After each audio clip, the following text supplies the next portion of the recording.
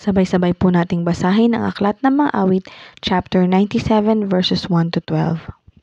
Si Yahweh ay naghahari, magalak ang buong mundo, magsaya namat magdiwang lahat kayong mga pulo.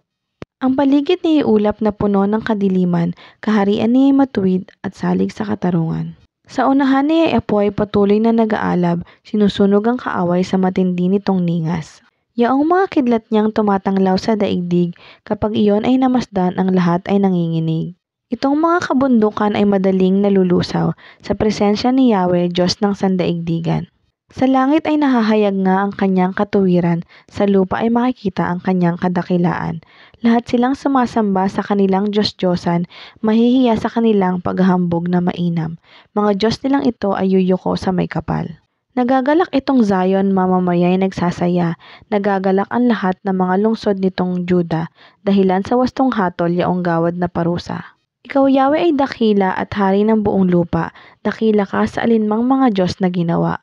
Mahal ni Yahweh ang lahat ng namumuhi sa masama. Siya ang nag-iingat sa buhay ng mga lingkod niya. Sa kamay ng mga buktot, tiyak na ililigtas niya. Sa tapat ang pamumuhay ay sisinag ang liwayway, sa dalisay namang puso maghahari kagalakan. Kayong mga matuwid kay Yahweh ay magalak, sa banal niyang pangalan kayo'y magpasalamat.